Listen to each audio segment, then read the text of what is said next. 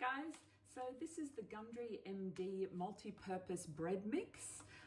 Now I've mainly only used it for cinnamon rolls that I absolutely love, but you can also, he's got instructions on the back that you can also use it for, so like hamburger buns or rustic bread or sandwich loaf. So yeah, there is many uses for it, but I love the cinnamon rolls. And I like to do them vegan style, but there's no dairy in it anyway, mainly just egg. But he does write on the back of it how to substitute the eggs for the vegan egg option, which is your flax seeds, and then increasing your water as well.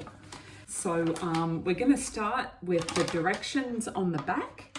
So it just says, in a medium-sized bowl, to stir together 1 cup of water, 1 cup of egg whites, and 2 tablespoons of apple cider vinegar.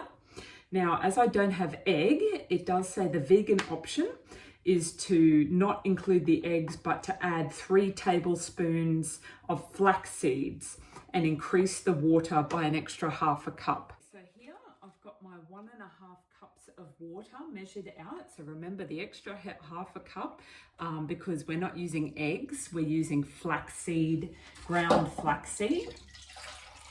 So I pour in the water, and this is the flaxseed I'm using, but I am in Australia, so the brands may vary from country to country.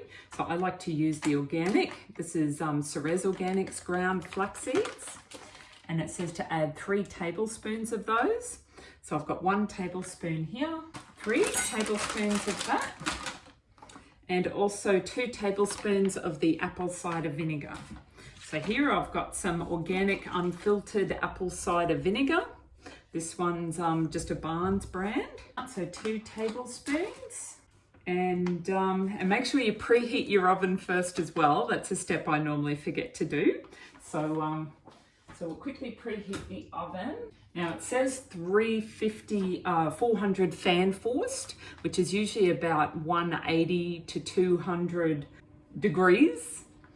So now after you add in those 3, we stir it all together.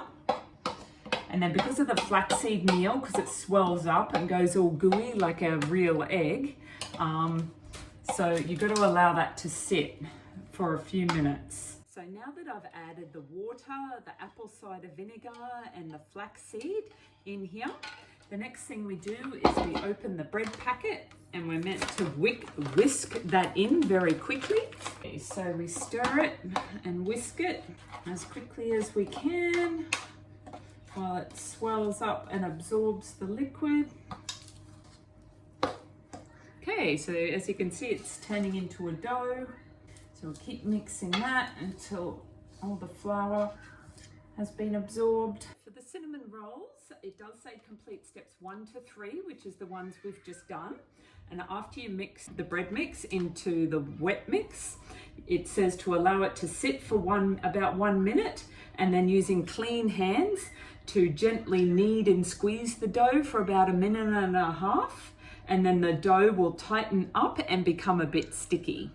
So we'll do that, and then after that we follow the steps for the cinnamon rolls. So it has been sitting for about 1 minute, and then we knead it for about 1.5 minutes. Now you can set a timer or count in your head. I've got a clock up on the wall, so I watch it for the approximate time as well. Now I've also already got some baking paper laid out here as well. Now I've also got my rolling pin, because you need to roll it out nice and flat. Okay, so after you've kneaded it, and it is a bit sticky, it says spray or butter a 9 by 12 inch baking pan, and to turn dough onto parchment paper or baking liner, pat dough into a rectangular shape of about 8 inches by 13 inches, so it should be about ½ inch thick. Now I also like to use a measuring tape if you're not used to doing it, until you get used to the length and size and thickness of it. I like to make sure that I have rolled it out enough. This is what my dough looks like. Now it's all firm and sticky just before we roll it out. And then this is also my tin all ready to go, where I will put the rolls in before I put them in the oven. So make sure you've got that lined with paper. And we'll slowly start to roll out this dough. Okay, so this is me rolling the dough out. So like I said before, it recommends about 8 inches by 13 inches. So I like to try and use a measuring tape until I get used to how long it is. So we need to go to about 13 inches. So I've still got, as you can see, a little way to go to keep rolling. And then about 8 inches across. So it's nearly about 8 inches across now. Rolling it, it may get some cracks in the sides of it. So I just use my fingers to just pinch it back together like that as you roll. Just around the edges, just to keep it all together. And then I should be pretty close now to my 13 inches. So we'll just measure him again. Yep, so he's just over 13 inches. He says to spread dough with half a cup of soft European butter. Now I like to use coconut butter. And I've also used some organic vegan shortening that has sustainable palm oil and extra virgin coconut oil, which becomes like a butter. So I'm going to try using a bit of those together. And then he says 1/3 of a cup of Monkfruit sweetener. And I like to use the Lakanto, which is Gundry approved as well, Monkfruit sweetener. And I've also got my cinnamon here to add cinnamon, and I'm also going to add a bit of ground cardamom just to give it that extra taste as well. So so we'll measure this out. So 1/3 of a cup. Now I've got the golden one here. You can also get the classic, which is a more white one. So this is the golden Lakanto Monkfruit sweetener. So about 1/3 of a cup. So he likes you to use it generously. So we'll sprinkle. So you just sprinkle it evenly.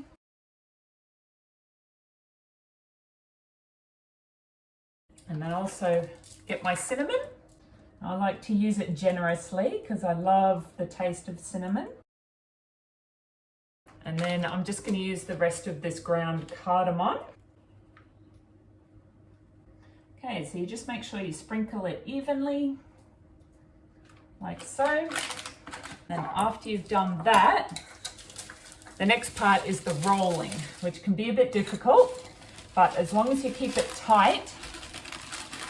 So I start with the end and roll it and fold it onto itself like that.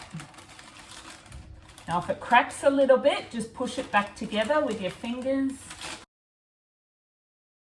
Now I have made this a few times. I take the paper with me as I go, as I roll. Try and keep it tight at the ends as well. You don't have too many gaps. Now this is my prepared tin, which is about the correct size that Gundry recommends. And I'm just going to put a bit of coconut oil to grease around it so that my roll doesn't stick, even though this is like a non-stick paper. Okay, and then here's our roll that we're going to cut into about 10 to 13 pieces. As you can see here, I've measured out half the log, and then I work backwards from half. So I've got 1, 2, 3, 4 slices, which works out at 5 pieces per side. So we'll go, and then you just cut straight down like that, and then make sure it stays rolled up tight. So it's 1, and then again on this side. So we do about 1, 2, 3, 4. Now the ends can spread out a little bit, so make sure you hold them together with your fingers and try and keep it tight still.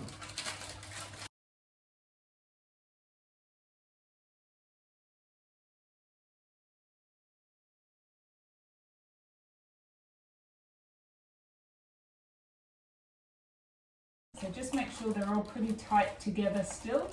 And then you can just sprinkle the rest of this over the top of them, whatever's come out. So, and then it says bake in the center rack of the oven for about 25 to 30 minutes until golden brown. And then if desired, drizzle a little bit of coconut milk before serving, but we're gonna do the Gundry icing. So we're gonna cook them first until they're golden brown. Now mine usually take longer than 25 to 30 minutes, so I'll check them after about 30 minutes, but if they're not quite golden, then I'll keep them in there for a little bit longer. While the cinnamon scrolls are in the oven, we're gonna make the icing. It's 1/3 of a cup of confectioner's ethanol. So again, I'm gonna use Lakanto, which is the sugar-free Monkfruit sweetener icing powder. So I'm gonna use 1/3 of a cup of that. And he also says 3 to 5 tablespoons of coconut milk and 1/4 teaspoon of coconut oil. Now I've got my coconut oil here, and I've also got some organic coconut milk. Now if yours gets a bit thick around the top, I just like to mix mine in a bit more, even though I did shake it first. So 3 to 5. So 1, 2, 3. Maybe we should try the 3 first. And then 1/4 teaspoon of coconut oil. So here's our coconut oil. So we'll get about 1/4 teaspoon of the coconut oil. And we'll just grab a fork so I can mix this a bit easier. And hopefully this mixes all right. Now the milk wasn't cold, so hopefully the coconut milk won't make it go hard because the can wasn't cold. Oh, and as you know, as soon as you open a tin, you need to tip it into another container. That's what my mum taught me. So I prepared a jar here so we can use the rest of it later. And we just keep it in the fridge. Yeah, it is a bit runny, so maybe 3 tablespoons is enough of the coconut milk. I'm glad I didn't put more. So this will then be the icing mixture for our cinnamon rolls when they come out of the oven. So I've just grabbed my cinnamon rolls out of the oven. Now, as I mentioned before, I put them on for 30 minutes to start with, and they still weren't brown. So I decided to put them on for about another 10 minutes. So I don't know whether it's my oven or the temperature or something like that. But anyway, you can work off from the color. So as you can see, they're now a little bit brown around the edges. So to me, that means they're cooked. So I let them cool now for a little bit before we add the icing that I mixed up earlier. We'll put that on in a bit, but we'll let them cool first. So they've cooled a lot now. So I've also added a bit more of the icing sugar into the mixture for the icing, just to make it a little bit thicker, because I like it a little bit thicker. So once they're ready, we can break them apart gently.